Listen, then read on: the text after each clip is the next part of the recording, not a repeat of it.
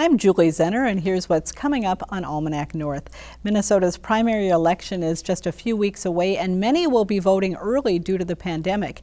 In Senate District 7, Democrat incumbent Erik Simonson is facing a challenge from Jen McEwen, who received the DFL party endorsement earlier this year. We'll hear from both candidates in an Almanac North forum. And later in the show, Minnesota Secretary of State Steve Simon talks about voting options and election security. That's up next on Almanac North.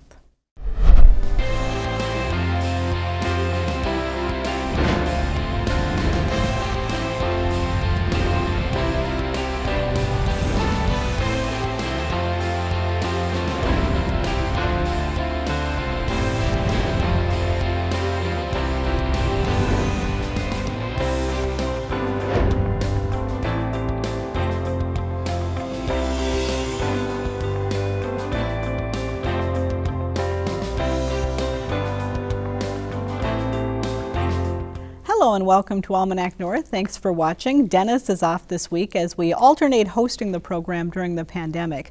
Our show was recorded on Thursday afternoon.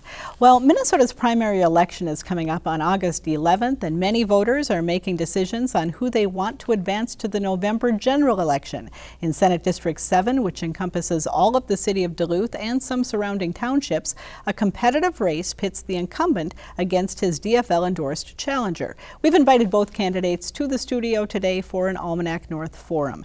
Erik Simonson is the incumbent in Senate District 7. He is a former Duluth firefighter who now works at Lake Superior College. And Jen McEwen is the DFL-endorsed candidate in District 7. She is an attorney at a Duluth law firm. And welcome. Thanks to both of you for being here. We really appreciate it. Thank you for having us. Jen McEwen, you're the political newcomer here. Tell our viewers a little bit about yourself and why you decided to run for the Senate. Yeah, well, thank you. Thank you both for inviting us here to talk with you today and for your program and your work. Yeah, so a little bit about me. I am a lifelong Duluthian. I was raised here. I graduated from our public schools, and my dad was a public school teacher, and my mom was a nurse at St. Mary's.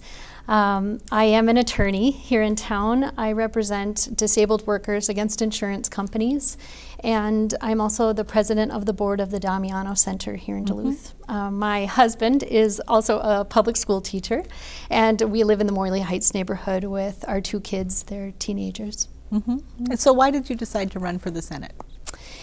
You know, I think this spring in particular, as we were just feeling the onset of the pandemic and the changes that we were making as a society and coping with the pandemic, it really set in for me this sense of urgency to deal with some of our most pressing issues that we've known we've had to deal with for some time. So that would include health care, that would include housing, that would include the climate crisis and transitioning to clean energy. You know, we've seen this spring what happens when we have been faced with a crisis, with the pandemic crisis in our community, and that we've been woefully unprepared in many ways for the impact of that crisis and just how disproportionately that crisis has affected our most vulnerable communities and the most vulnerable members of our society. So that sense of urgency really hit me.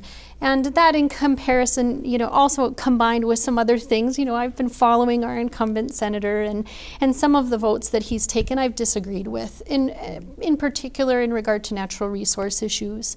And I would like to have a senator representing Duluth who is a strong advocate for making that change to a clean energy economy, who is going to be in St. Paul fighting for single-payer health care, the Minnesota Health Plan, and who is going to work in collaboration with people around the state really aggressively to end our housing crisis and to start making sure that we can approach housing as a right for one another. All right, Erik Simonson, you're the incumbent. Why should voters send you back to St. Paul? Well, I think it's important to recognize that we are in the midst of a pandemic, and there are a lot of things that are going to change in terms of priorities as the legislature comes back after the first of the year. The state of Minnesota is going to be facing a multi-billion-dollar budget shortfall, and that'll be the primary task of the 2021 legislature, is to put together a 2-year budget for the next biennium. I think, my 8 years in the legislature, 4 years now in the Senate, I have the experience and I have the ability. Those relationships that you develop on both sides of the aisle are critically important as you work to try and define what solutions you can bring to the table that are good for not just for your community but for your region and for the entire state. I decided probably late last fall to run for another term, and like I said, with the onset of the pandemic in February and March, priorities did change, and we're going to have to deal with this budget crisis. But there are other things that I want to continue to work on. I'm proud of the work that we've done in the energy sector and want to continue to do that. And I think it's important to point out to voters too that I've been in the minority party for the last 6 years, and it's sometimes hard to achieve all of your goals when you're in the minority. But like I often tell people, don't throw out the good in search of the perfect, and sometimes it requires compromise and working together. Mm-hmm. You mentioned that you have served 8 years down in St. Paul. You've risen to assistant minority leader, and yet the DFL failed to endorse you. What do you attribute that to? Well, I think the DFL endorsement is born out of the local involvement within our community, within the Senate district. Mm-hmm. And I will say that I think over the course of the last few elections, we've seen a shift in our local party. That's more in tune with some of the environmental issues and less in tune with the broader overall big tent party of the DFL, if you will. And I don't disagree that we may have differing views on certain things that have to do with natural resources, but I try to come at it from a practical point of view and work with all of our neighboring legislators, Senate and House. So I think that there's a big push that we need to take a big stand against some of these things like Polymet and Line 3. But at the same time, these are things that have been vetted, they've been permitted, and it's time to support these projects going forward. So I think our local DFL, at least the people that attend those conventions, it's only a few hundred people, have taken a shift to the left. Mm-hmm. What role do you think having a virtual versus a conventional convention this year had in the endorsement process? Well, we saw really high participation, mm-hmm. actually. The state party had a very well organized way of conducting that convention and that vote.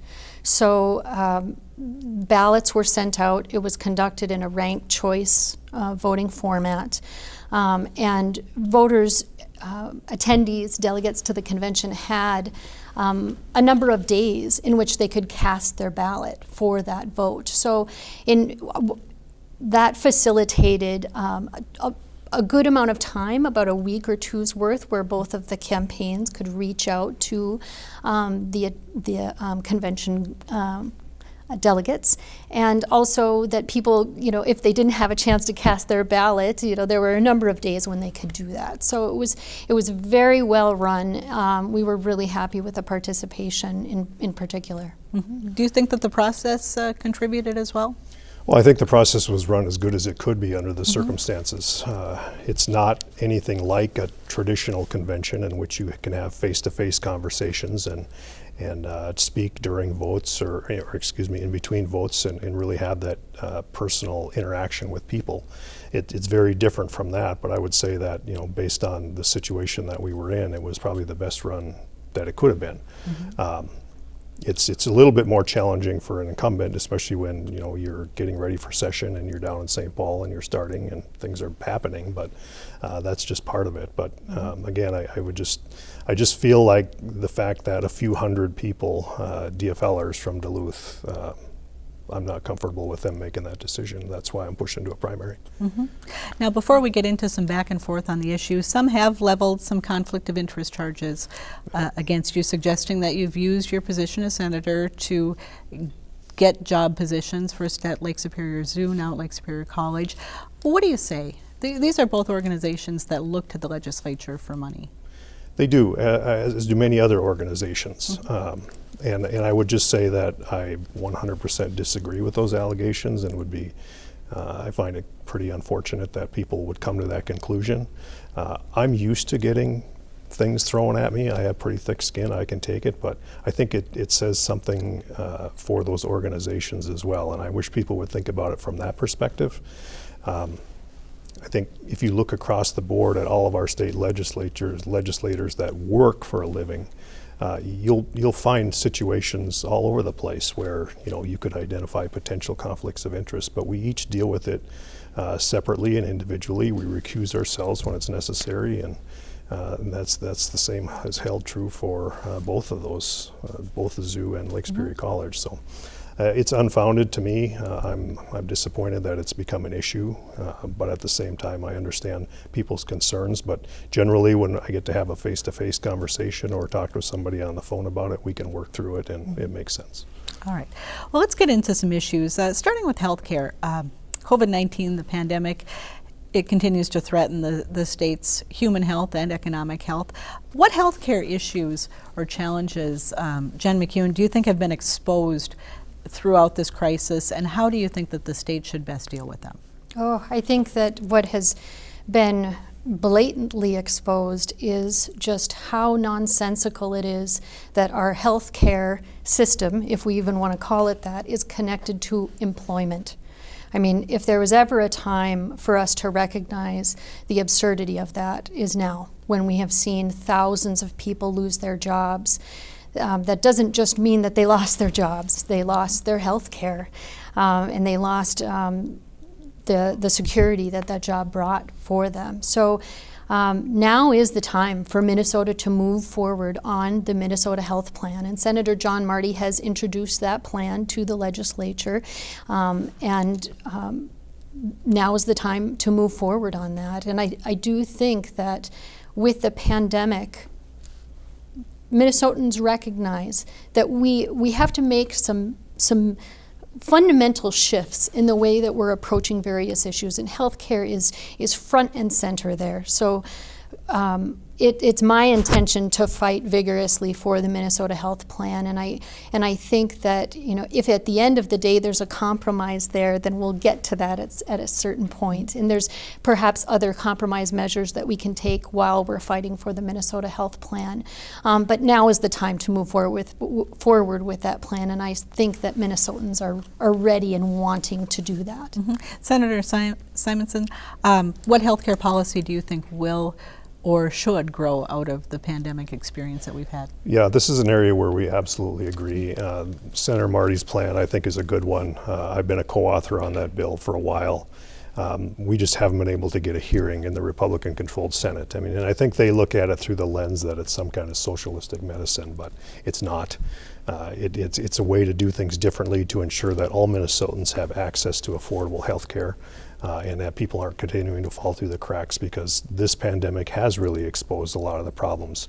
A number of things that we thought were resolved at one point in time have not been resolved, and we're just learning about that now. So my hope is that at some point in time we can get this bill in front of a committee and start having some hearings and start vetting it and figure out how we can move it forward. But to date, we haven't been able to have a single hearing. So many businesses across the state have been devastated by the COVID-19 crisis as well. Many won't come back. What should the state legislature do, and what would you like to do to reinvigorate the state's economy and particularly help lift up those small businesses again? Well, I think as the legislature continues through a series of special sessions this year and returns next year, in addition to the state budget problem, this will be at the top of the list of things that we're going to have to figure out ways to address. And I'll tell you, it is a serious problem. Every day now we're getting calls and working with different businesses just in this Senate district, trying to figure out ways to move forward. And now we're reaching that point where federal benefits are starting to expire for employees, and there's concern about unemployment insurance, and will it be extended, will it not? Businesses that haven't been able to generate revenue are getting into situations where how are they going to pay their property taxes, and it's a real crisis. So barring some intervention from the federal government that may or may not come, this is going to have to be top of mind, and we're going to have to work really closely with a lot of our loan and grant programs through DEED and figure out ways to soften some of the impacts to these local businesses, because we need these jobs. Jen McEwen? I would agree with much of what Senator Simonson is saying here, but I would also add that now is the time to transition to a clean energy economy. The state can take a lot of steps to make that transition start to happen. And in particular here in northeastern Minnesota, our workforce is vulnerable because we're so tied to extractive industry in the form that is tied to fossil fuels.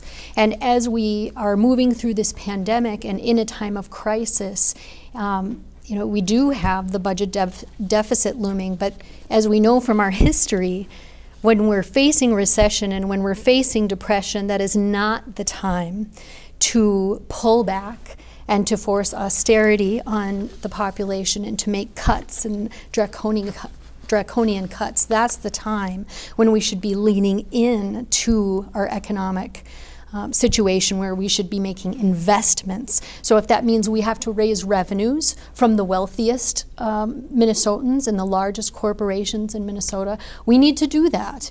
Now is the time for us to be caring for one another, and now is the time to invest in the clean energy economy that we need to create over these next years, and that's going to lead us into the future and bring jobs, good living wage jobs for workers in northeastern Minnesota. Erik Simonson, is there a way to transition to a clean energy economy quickly that provides a clean and reliable and affordable energy future for the state? I think reliability and affordability are the key words, right? I think we could move as fast as we wanted to, but we might jeopardize one or the other or both. I think the state has been moving rapidly towards a cleaner energy economy. We have 3 large IOUs, independently owned utilities in Minnesota, Minnesota Power being one of them, Xcel Energy being the largest one. They've already announced that they're going to be at 100% renewables in the very near future. Minnesota Power is going to be at 50% renewables by 2021, just next year. So we're making this progress. We fully understand that northern Minnesota is got a bit of a challenge because we have such a large industrial load on our electrical system. So it's got a lot to do with transmission lines and capabilities and the whole grid. But we're moving as fast as we can, and at the same time trying to be mindful of those rates. Whether you're a residential ratepayer, business, commercial, industrial ratepayer, those rates are important. And going forward, especially as we recover from this recession, they're going to be even more important. Well, I hate to cut off the conversation right now, but we are getting a wrap. We could be talking for another hour about the issues, but appreciate you coming in and sharing some of your insights on issues that are important to our viewers. Best to both of you as you head toward the primary. Thank you. Thank you very much.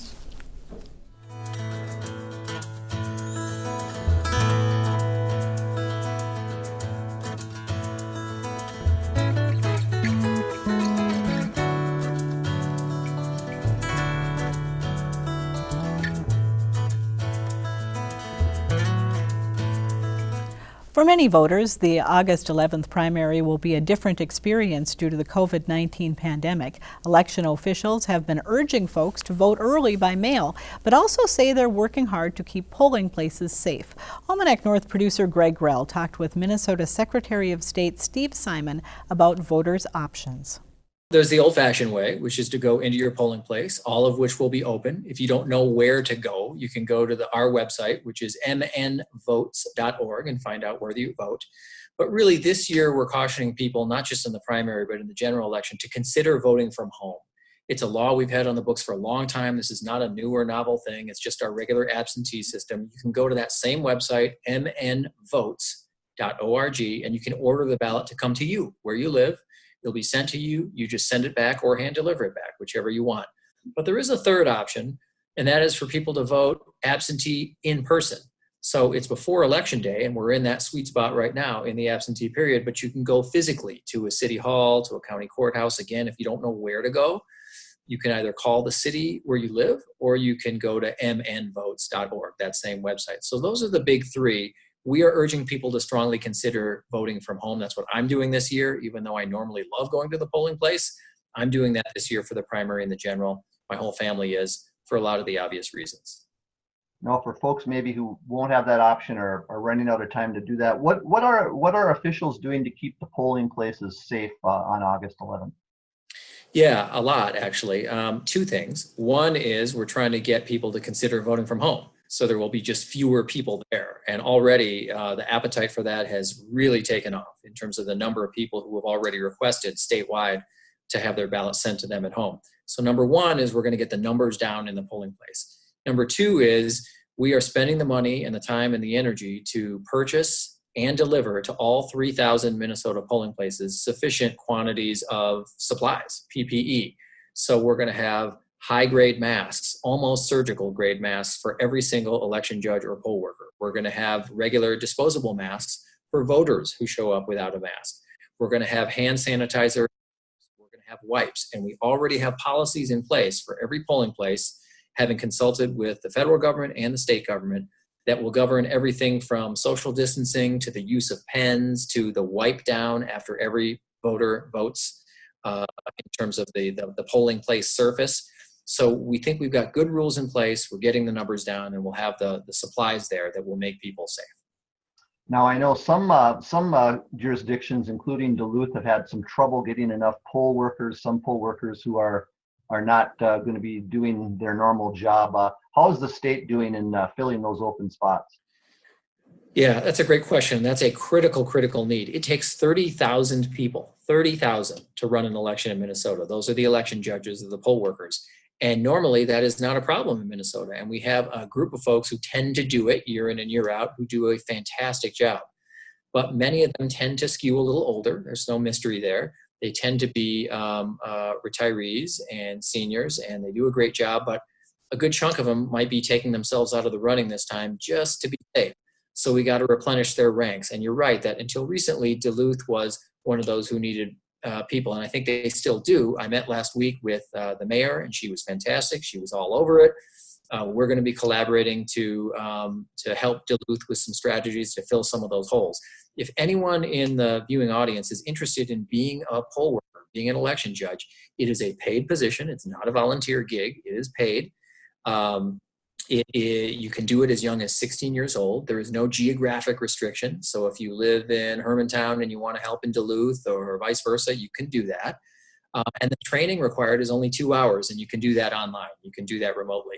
So if you're interested, you can either go to our website, which is mnvotes.org again, or you can call the city of Duluth, and they would be more than happy, I'm sure, to take your request and see how you can help out on election day. It's a really critical function, a critical need, and we need folks to step up and do that job. Now, of course, nationally, there's been a lot of discussion, debate, you might say, over the absentee ballot issue. What's taking place in Minnesota to make sure that there isn't any kind of fraud involved in absentee balloting? Yeah. No, it's a good question, and we get that a lot. And one of the questions we get, a variation on your question, is something like this. People will say, hey, wait a minute, sounds great that I can sign up and I can have my ballot mailed to me at home, but what if a clever thief figures out that the city of Duluth is mailing its ballots on a Wednesday, and they just hang out by mailboxes on Thursday, Friday, and Saturday, hoping to swipe 1 or 2 or 20 or 100 ballots that they can then vote? It's a good question. The answer is, in Minnesota for many years, not just this year, we have precautions in place, and it's this. If you go to mnvotes.org or order that absentee ballot to come to you, you'll see that you got to provide some personal identifying information. It can be last 4 of your social or your driver's license number or state ID number. There are other options if you don't have any of those things. The point is, it's something that's unique to you. So unless the thief who's camping out by the mailboxes knows for sure which particular form of personal identifying information the intended voter used when they ordered that ballot, unless the thief knows that stuff, his plot is going to be foiled. He can send in 100 ballots if he wants, but they're never going to be counted. They will be burned. They will be incinerated. They will be destroyed. And so people can rest easy that for many years, not just this year, we've had that system in place. Incidentally, I asked the question. I asked our own elections director and others in the counties around the state who have been at this for 2-3 decades. I said, hey, do you know of an example? Can you recall one of mailbox thief or someone who otherwise intercepted a blank ballot and was able to either guess or somehow know someone's personal information and vote. And they told me that they can't think of one. Doesn't mean there wasn't one, but they can't recall an instance of that. So it's super, super rare. And we have the precautions in place. People should know that the ballot will be matched up with a particular person. There aren't just blank ballots floating out there that someone can swipe and vote. Minnesota always has a tradition of being one of the leaders in the nation as far as voter turnout. Do you see Minnesotans stepping up again this year, especially for that November general election?